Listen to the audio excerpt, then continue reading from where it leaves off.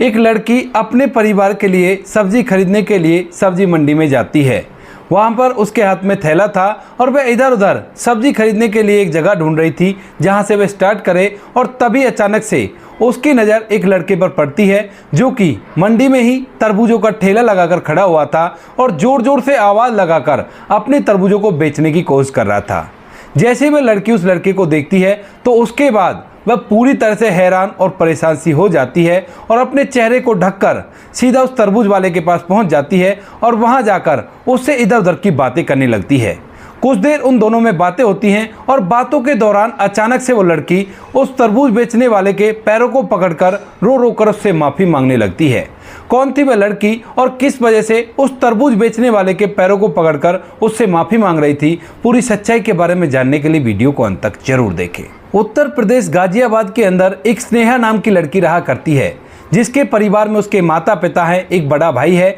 जिसकी शादी हो चुकी है और जो स्नेहा है वो अपने परिवार की काफ़ी ज़्यादा लाडली बेटी है। उसने अपनी स्कूली पढ़ाई कर ली है और स्कूली पढ़ाई करने के बाद वह एक कॉलेज में जाती है और वहाँ पर रहकर पढ़ाई लिखाई करने लगती है। वहीं पर उसी कॉलेज के अंदर एक और लड़का जिसका नाम आदित्य होता है जो कि गाजियाबाद के पास ही के गांव में रहा करता है, वह भी आता है और यहां पर आने के बाद इन दोनों की नज़रें मिल जाती हैं। आदित्य जब स्नेहा को देखता है तो देखता ही रह जाता है। इधर जो स्नेहा होती है वह भी आदित्य को देखकर देखती ही रह जाती है। इसके बाद कुछ दिनों तक तो ये दोनों एक दूसरे को देखते रहते हैं, लेकिन कुछ दिनों बाद जो स्नेहा होती है वह अपने प्यार का इजहार आदित्य से कर देती है, तो जो आदित्य होता है वह भी अपने प्यार का इजहार कर देता है। अब दोनों में प्यार हो गया था और इसके बाद ये दोनों एक दूसरे के साथ जीने मरने की कस्में खाते हैं और एक दूसरे के साथ प्यार भरा समय व्यतीत करने लगते हैं। धीरे धीरे इनके साल को लगभग 3 साल बीत जाते हैं और इनकी ग्रेजुएशन भी कंप्लीट हो गई थी। अब जैसे उनकी ग्रेजुएशन कंप्लीट होती है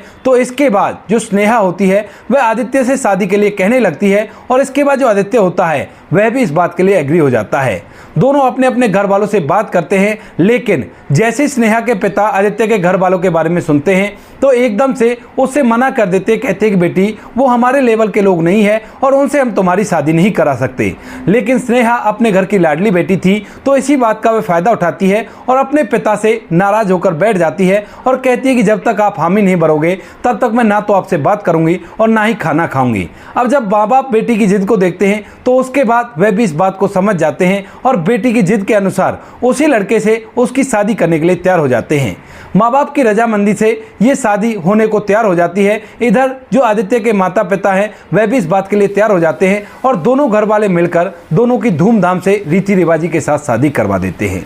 दोनों की शादी हो गई थी और शादी होने के बाद जो स्नेहा होती है वह दुल्हन बनकर आदित्य के घर में जाती है और यहाँ पर जो स्नेहा के पिता होते हैं उन्होंने अपनी बेटी को ढेर सारा सामान दहेज में दिया था और उस दहेज को पाकर जो स्नेहा होती है उसके दिमाग में कुछ उल जलूल बातें चलने लगती हैं। इसके बाद स्नेहा वहाँ पर चली जाती है और वहाँ पर उसके घर में आदित्य के माता पिता होते हैं और आदित्य अपने माता पिता की इकलौती संतान होता है। तो माता पिता बहू का अच्छे से वेलकम करते हैं क्योंकि उन्हें इस बात से कोई भी आपत्ति नहीं थी। लेकिन जैसे स्नेहा उस घर के अंदर जाती है तो वह घर इसके पिता के घर से बहुत ज़्यादा छोटा था और इसके बाद वह अपने नाक मुंह सिकोड़ने लगती है। तभी जो आदित्य होता है वो उससे कहने लगता है कि स्नेहा क्या हुआ, तुम तो अजीब सा बिहेव कर रही हो। लेकिन फिलहाल जो स्नेहा है वो इस बात को दबा लेती है क्योंकि काफ़ी दिनों से वो आदित्य से प्यार किया करती थी और इस प्यार की खातर वह इन सभी चीज़ों को भूलने की कोशिश करती है।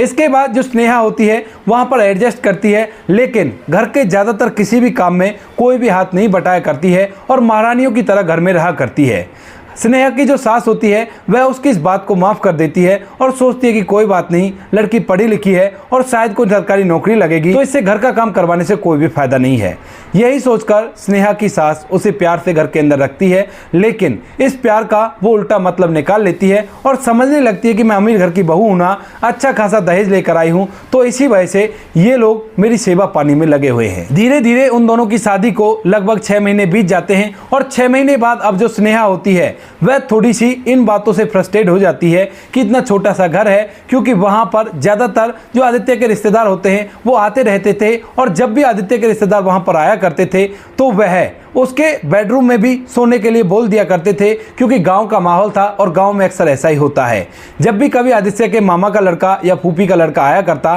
तो उस टाइम पर वो बेडरूम में सोया करता और यहाँ पर जो स्नेहा होती है उसे उसकी सास के पास सोना पड़ता है। यह बात स्नेहा को अंदर तक खटक जाती है और इसके बाद वह अपने पति से इन बातों को लेकर झगड़ा करने लगती है। हालांकि आदित्य जो था वह इतना गरीब नहीं था, उसके पास पुश्तैनी जमीन भी थी जिस पर वो खेती बाड़ी किया करते थे और साथ में जो आदित्य के पिता थे वह भी एक प्राइवेट नौकरी किया करते थे पार्ट टाइम जाकर, और उससे अच्छा खासा इनकम आया करती थी। आदित्य तो केवल घर को देख ले तो ही काफी था और उसी से उनका घर का गुजारा होता। लेकिन जो स्नेहा होती है वह आदित्य को खरी खोटी सुनाने लगती है और कहती है कि तुम्हारे पास इतना बंद भी नहीं है कि गेस्टों के लिए गेस्ट रूम अलग से बना दे, जबकि सभी लोग हमारे बेडरूम में आकर सोया करते हैं। तो आदित्य उसे समझाने की कोशिश करता है, कहता है कि स्नेहा एक गाँव का माहौल है और यहाँ पर अक्सर ऐसा ही हुआ करता है। अगर हम लोग गेस्ट रूम भी बना देंगे उसके बाद भी मामा फूफी के लड़के मेरे पास ही आकर सोया करेंगे, क्योंकि यही आदर सम्मान माना जाता है। अब यह बात वैसे तो स्नेहा को अंदर ही अंदर बहुत ज़्यादा परेशान कर रही थी,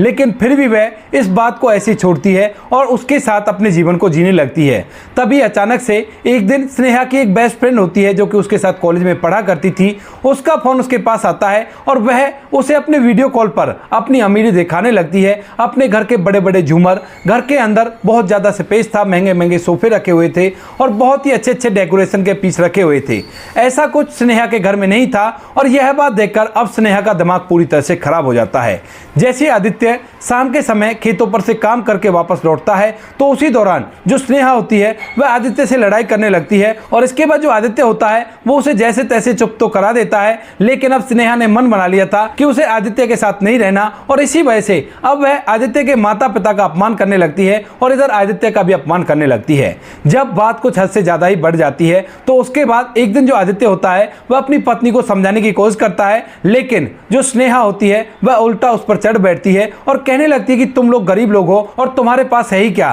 तुम लोगों ने तो मेरी जिंदगी बर्बाद कर दी है और अब मैं इस घर के अंदर बिल्कुल भी एक सेकंड भी नहीं रुक सकती। इस बात को सुनकर आदित्य को थोड़ा सा गुस्सा आ जाता है, क्योंकि साथ में उसके माता पिता के लिए भी बुरी बुरी बातें कह रही थी। तो इसी वजह से जो आदित्य होता है वह स्नेहा पर हाथ उठा देता है। अब जैसे ही आदित्य ने स्नेहा पर हाथ उठाया था तो उसके बाद जो स्नेहा होती है वह रूठ कर अपने मायके में चली जाती है और वहीं पर रूठ कर बैठ जाती है। वहां पर बैठे हुए से 10 से 15 दिन बीत जाते हैं। अब तक जो आदित्य होता है उसका गुस्सा भी शांत हो गया था और इसके बाद वह अपनी पत्नी को मनाने के लिए उसके मायके जाना चाहता है और ऐसा ही उसके माता पिता कहते हैं कि बेटा इस तरह से घर को नहीं उजाड़ा करते, कोई बात नहीं, अपनी पत्नी को मना लिया वरना बहुत गड़बड़ हो जाएगी। इसके बाद जो आदित्य होता है माता पिता के कहे अनुसार और उसका दिल भी कर रहा था तो वह सीधा स्नेहा के घर जाता है और वहां पर उसे मनाने की कोशिश करता है। लेकिन अब तक जो स्नेहा थी वह पूरी तरह से अपना मन बना चुकी थी आदित्य को छोड़ने के लिए और इसके बाद वह उसे खरी खोटी सुनाने लगती है। यहाँ पर जो स्नेहा के माता पिता होते हैं वह उनके बीच में कुछ भी नहीं बोलते हैं, क्योंकि उनकी बेटी ने उनकी मर्जी के खिलाफ शादी की थी और इस बात को लेकर वह आदित्य से ज्यादा कोई बात नहीं कहा करते थे।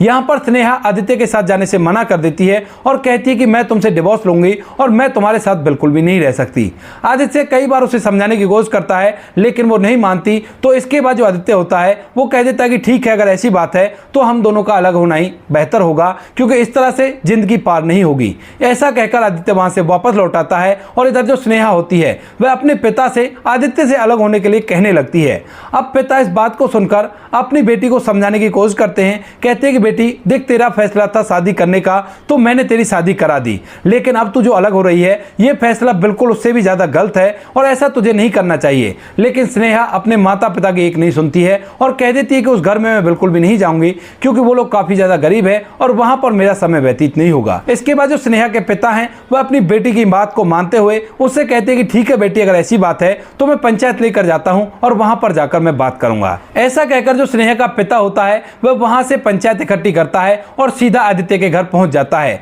जब आदित्य देखता है कि उसकी पत्नी स्नेहा इतना समझाने के बावजूद भी उसके साथ रहने के लिए तैयार नहीं है तो वह भी अलग होने का फैसला कर लेता है और इसके बाद दोनों परिवारों को पंचायत होती है और पंचायत के दौरान यह फैसला किया जाता है कि इन दोनों का अलग होना पंचायती रूप से ही कंप्लीट कर दिया जाएगा, क्योंकि अगर ये लोग कोर्ट के चक्कर लगाएंगे तो काफी ज्यादा समय लग जाएगा और ऐसा बिल्कुल भी ठीक नहीं है। यानी कि यहाँ पर आदित्य के माता पिता और स्नेहा के माता पिता मिलकर ये बात का फैसला कर लेते हैं कि दोनों को अलग अलग पंचायती रूप से कर दिया जाएगा। जाएगा। यहाँ पर पंचायत के थ्रू एक रकम तय की जाती है जो थी लगभग 27 लाख रुपए, और 27 लाख रुपए देकर आदित्य स्नेहा से अलग हो सकता था। अब जो आदित्य होता है वह स्नेहा के पिता की शर्त के लिए मान जाता है और उसके बाद एक तारीख निश्चित कर दी जाती है जिस दिन आदित्य को 27 लाख रुपए स्नेहा के पिता को देने थे, और उसके बाद उन दोनों का वास्ता पंचायती रूप से अलग हो जाएगा। इसके बाद जो आदित्य होता है वह अब पैसों का इंतजाम करने लगता है। उसके पास कहीं भी ऐसा एक्स्ट्रा पैसा नहीं था जिससे वो स्नेहा से तलाक ले सके। तभी उसकी नज़र उसकी पुश्तैनी ज़मीन पर जाती है, तो उसके बाद वह अपनी उस पुश्तैनी ज़मीन को बेच देता है जिस पुश्तैनी ज़मीन पर अब तक वो खेती करके समय व्यतीत कर रहा था और अच्छे से उनके दिन बीत रहे थे। आदित्य ने एक बार भी ये नहीं सोचा कि इसके बाद उसका क्या होगा, और उस ज़मीन को बेचकर आदित्य स्नेहा के पिता को पैसे दे देता है और अब दोनों अलग अलग अपने अपने घरों में रहने लगते हैं। इसके बाद जो आदित्य होता है वह स्नेहा को याद तो किया करता है, लेकिन बार बार जब भी उसे स्नेहा की वो बातें याद आया करती तो वह प्यार उसका गुस्से में बदल जाता है। लेकिन फिर से उसे अपनी पत्नी की याद आया करती, क्योंकि 3 साल वो दोनों एक दूसरे से प्यार कर रहे थे, और जब उनकी शादी हो गई तो उसके बाद उसकी पत्नी का दिमाग पूरी तरह से बदल गया। अब अपनी पत्नी की याद को भुलाने के लिए जो आदित्य होता है वह शराब पीने लगता है, और शराब पीने के चलते उसकी हालत काफी ज्यादा खराब हो जाती है। माता पिता इस बात को देखकर कि बेटा पूरी तरह से बर्बाद हो रहा है वह भी पूरी तरह से हैरान और परेशान हो जाते हैं, और इसके बाद जो पिता होते हैं वह नौकरी पर जाना भी बंद कर देते हैं और बीमार रहने लगते हैं। माता पिता बीमार हो गए थे, और तभी अचानक से एक दिन जब आदित्य शराब के नशे में अपने घर में झूम रहा था, तभी उसका एक पुराना बचपन का दोस्त आता है जिसका नाम मोहन होता है। मोहन जो कि गाजियाबाद की सब्जी मंडी में सब्जियों का काम किया करता है और अच्छे से अपना समय व्यतीत कर रहा है। मोहन आदित्य के साथ ही पढ़ा करता था, लेकिन पढ़ाई में कमजोर होने की वजह से जो मोहन है वो 5वीं क्लास में स्कूल को छोड़ देता है और उसके बाद अपना धंधा करने लगता है। मोहन फिलहाल गाजियाबाद के अंदर मंडी में आढ़ती है जो कि फल और सब्जियों का काम किया करता है और अच्छा खासा रुपए पैसा कमाया करता है। वह जैसे आदित्य को देखता है तो एकदम से उसे बड़ा ही बुरा लगता है और वह आदित्य को समझाने लगता है। कहता है कि आदित्य, ये तुमने क्या हाल बना रखा है, क्योंकि तुम्हारे माता पिता की तबीयत खराब है, घर के अंदर एक फूटी कौड़ी नहीं है और तुम शराब के नशे में झूम रहे हो। ये तुम्हें बिल्कुल भी शोभा नहीं देता, क्योंकि मैं तो पढ़ा लिखा नहीं था, लेकिन उसके बावजूद भी मेरे माता पिता से जाकर पूछ कि मैं उनके लिए क्या क्या करता हूं, और यहीं पर अगर मैं तुम्हारे माता पिता से ये बात पूछूं तो उनकी आंखें रो रो कर लाल हो जाएंगी, लेकिन तुम्हारे लिए अच्छाई का एक भी शब्द नहीं निकलेगा।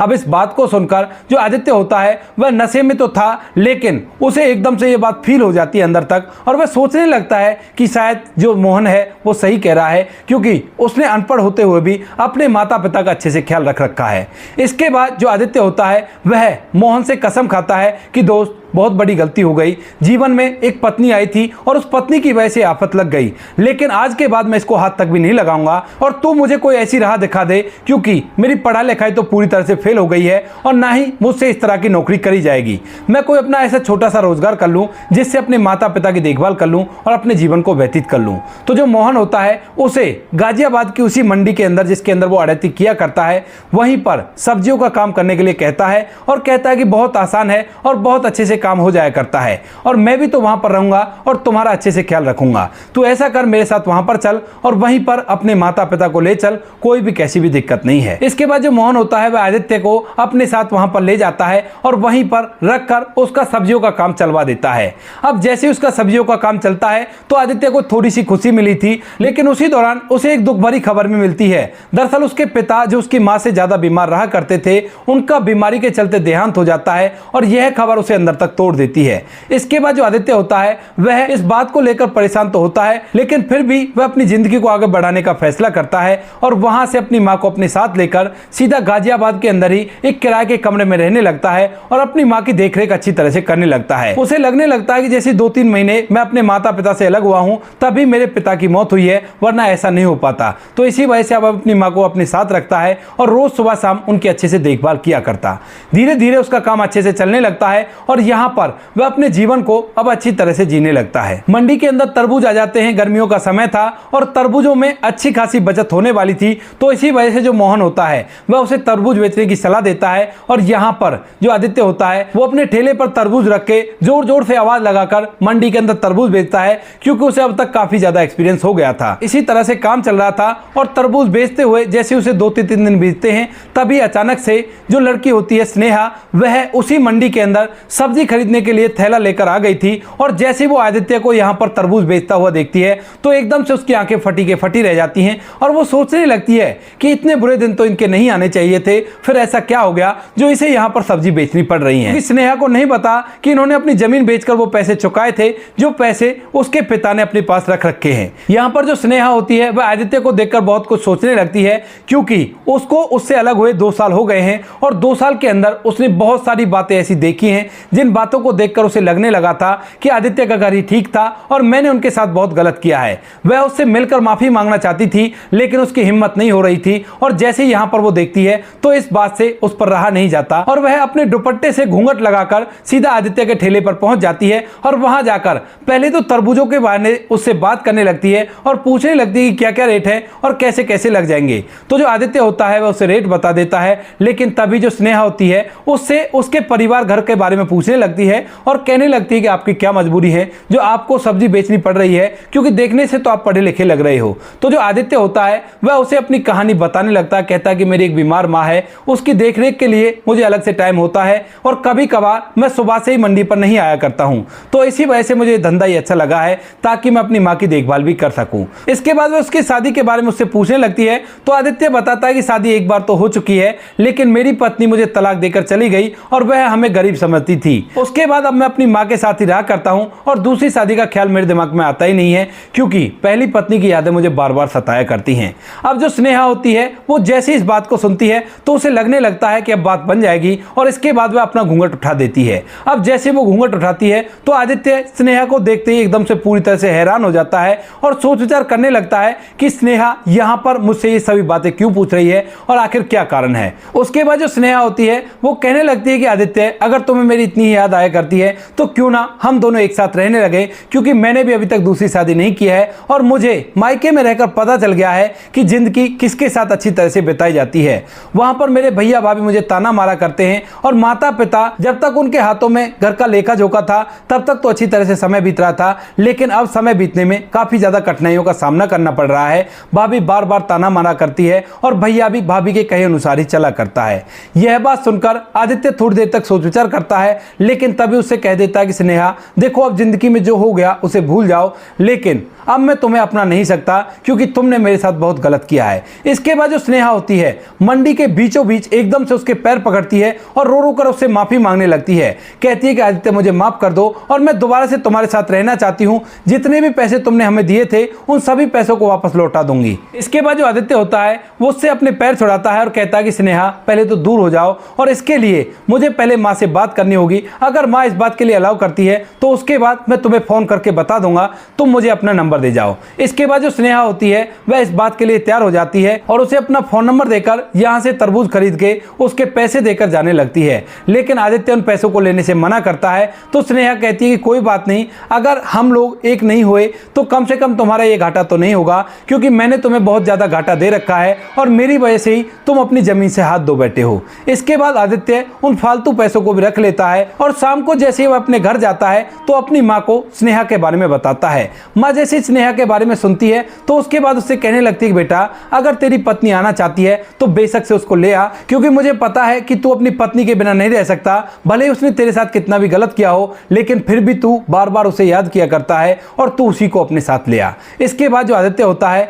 वह भी इस बात के लिए श्योर हो जाता है, लेकिन अभी वह फोन पर कुछ दिनों तक स्नेहा से बात करता है और वह देखना चाहता है कि स्नेहा का घमंड टूटा या नहीं टूटा। कुछ दिनों बात करने के दौरान उसे पता चलता है कि स्नेहा का पूरा घमंड चकनाचूर हो गया है और इसके बाद एक दिन वह फोन करके उसे अपने पास आने के लिए कह ही देता है और कहता है कि तुम बेशक से यहाँ पर आ सकती हो, मेरी माँ भी कह रही है कि तुम आ जाओ। उसके बाद जो स्नेहा होती है उसने अपने माता पिता को पहले ही बता दिया था और माता पिता जब इसके उल्टे जाने का फैसला सुनते हैं तो वह बड़े ही खुश होते हैं। वह आदित्य के उन पैसों को भी लौटा देते हैं और जो स्नेहा होती है उसे बाएं जत उसके घर छोड़ते हैं और कहते हैं कि बेटा बेटी से गलती हो गई, इसे माफ कर दो और दोबारा से हंसी खुशी अपना जीवन व्यतीत करो। फिलहाल के समय में आदित्य ने वो अपनी पुरानी जमीन भी खरीद ली है, लेकिन फिलहाल वो गाजियाबाद के अंदर उसी सब्जी मंडी में उसी काम को किया करता है और अच्छे खासे रुपए पैसे कमाया करता है। तो दोस्तों ये थी आज की कहानी। आपको जैसी भी लगी कमेंट सेक्शन में बता देना। वीडियो अगर अच्छी लगी तो वीडियो को लाइक और चैनल को सब्सक्राइब जरूर करें ताकि हमें थोड़ा सा हौसला मिले आप लोगों के लिए ऐसी अच्छे वीडियो बनाने के लिए। इन कहानियों को सुनाने का उद्देश्य किसी को परेशान करना बिल्कुल भी नहीं है। ये कहानी आपको इसलिए सुनाई जाती है ताकि आप लोग इन कहानियों में से कुछ ना कुछ सीख सको और अपने जीवन में उस चीज़ को अप्लाई कर सको। मिलते हैं किसी नेक्स्ट वीडियो में नए टॉपिक के साथ, तब तक के लिए जय हिंद, जय भारत, जय हिंदुस्तान।